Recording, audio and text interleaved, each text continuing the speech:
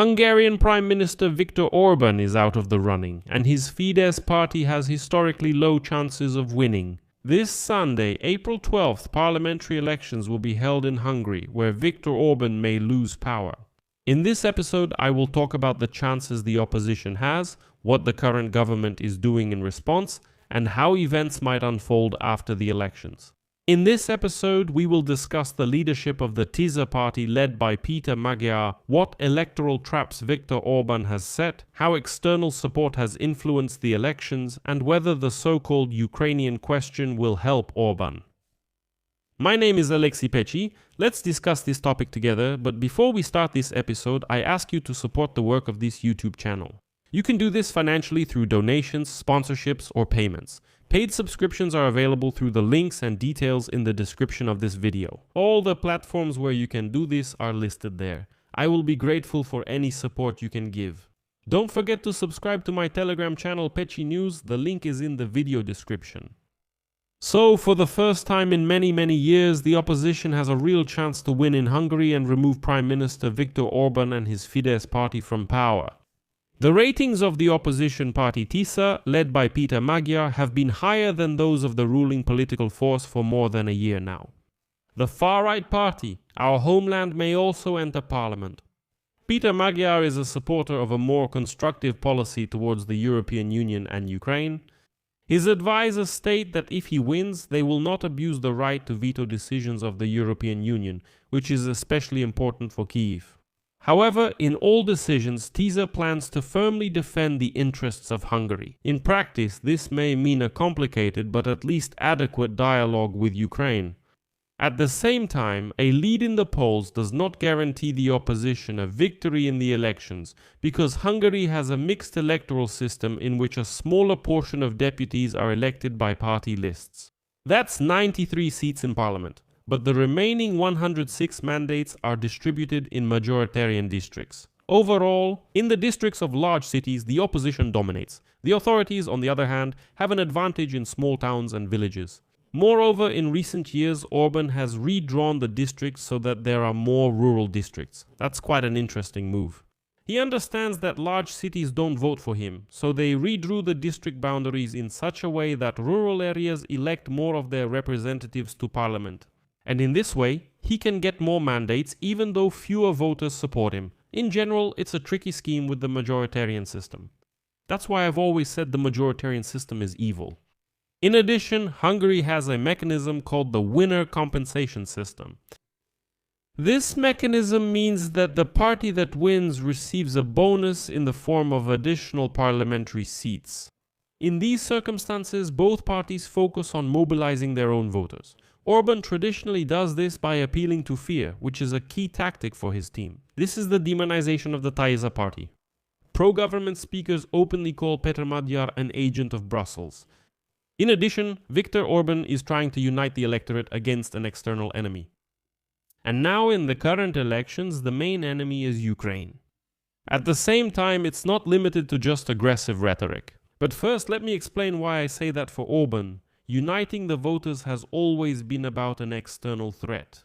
Let me remind you that for years, in previous election cycles, he used topics like migration. He would say, look at the immigrants. This is really bad. It's an external threat. They're trying to storm us. They're trying to force us to accept migrants, and so on. Now, the topic of migrants isn't really relevant, so he's like, Ukraine, let's scare everyone with Ukraine instead. But as I said, it's not just limited to rhetoric. In early March, Hungarian special services captured Ukrainian cash couriers who were transporting money to Kyiv. Orban is also blocking the allocation of a €90 billion loan to Ukraine from the EU, allegedly because of an unwillingness to restore the Druzhba oil pipeline, which, by the way, was actually bombed by the Russians. And most recently, the Hungarian Prime Minister stated that explosives were found at a critical gas infrastructure facility connecting Serbia and Hungary, and according to him, Ukraine may be involved. Although Serbia has already ruled out that possibility, Ukraine definitely has nothing to do with it at all. But Orban says, well, it could be possible. It's possible, hypothetically. That's what he's taking advantage of. At the same time, Viktor Orban is trying to gain support from abroad. In particular, he is being helped by a team of Russian political strategists. This is no longer a secret. In addition, the US leadership is openly campaigning for Orban. Just the other day, US Vice President J.D. Vance even flew to Budapest for this purpose. This way, Orban is making the elections not strictly a Hungarian issue, but a matter for the region or even beyond that. Peter Magyar himself often acts preemptively. In this regard, the most striking example came in February. At that time, Hungarian journalists began to receive photos of a bedroom en masse with the caption "Soon." Soon after, Peter Magyar made a statement and said that Orban's authorities were preparing a campaign against him using intimate videos that were allegedly recorded with a hidden camera. In the end, the video was not published. Well, obviously there was no point in publishing it anymore. This clearly won't work on the electorate, and despite all of Orban's efforts, the Tisza party and Peter Magyar have a high chance of winning. However, it's important what kind of victory it might be.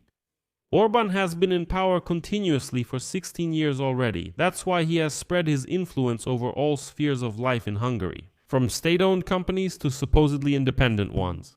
And in order to quickly eliminate this influence, the Tisza party must obtain what's called a supermajority of 2/3 in parliament. If that doesn't happen, well, listen, Orban will be able to sabotage the actions of the new government in many ways. And then it will look like new people have come in, but they can't do anything. They promised reforms, but where are the reforms? That's classic. So Orban will just block decisions and then come out and say, well, you see, here you go. Here's your change. And what? Nothing changes.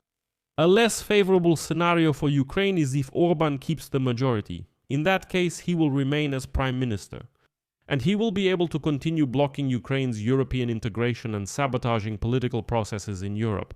The worst option for Ukraine is if neither Fidesz nor Tisza gets the majority. And at the same time, that very far-right party, Our Homeland, will make it into parliament. This would mean that Viktor Orban would be forced to form a coalition with these radicals. And in turn, they will get the opportunity to implement an even tougher policy towards both Ukraine and the European Union. Yes, if you were surprised, Viktor Orban is not the greatest evil in Hungary. But even if the current government loses, the prime minister is unlikely to give up so quickly. Orban is betting on polarizing society and on the fact that even if Magyar wins, Viktor Orban can always return to the issue of, early elections easily in a year. As soon as Magyar fails to quickly implement reforms, he will immediately say, well, you see, this is what I mentioned a little earlier. So Orban always has a mechanism. If Magyar's party doesn't get a 2/3 supermajority, Orban's party will always be in parliament, sitting there and blocking any reforms by the new government. A year will pass and Viktor Orban will go to the voters and say, well, look, you were promised reforms, but where are they? You were promised changes, but where are they? See, nothing. So what should we do? Let's call early elections. This means that in this situation, it's extremely important for Ukraine to always build a very balanced dialogue with Hungary, so that after the elections it doesn't become a hostage to internal political confrontation. I always say that after Viktor Orban started crossing the line, any dialogue with Budapest needs to be restored. It should be done exclusively through Brussels, exclusively through intermediaries, no direct contacts under no circumstances. You can't have any direct dialogue with them. Well, Orban has shown that he's ready to manipulate absolutely everything. So, let's see what happens on Sunday, and of course I'll be covering these events on this YouTube channel. I'll leave it at that for now. Share your opinions and conclusions in the comments below this episode. Subscribe to the channel and hit the bell. And don't forget, if you want to support the work of this YouTube channel, you can do so financially with any donation, paid subscription, or sponsorship on YouTube.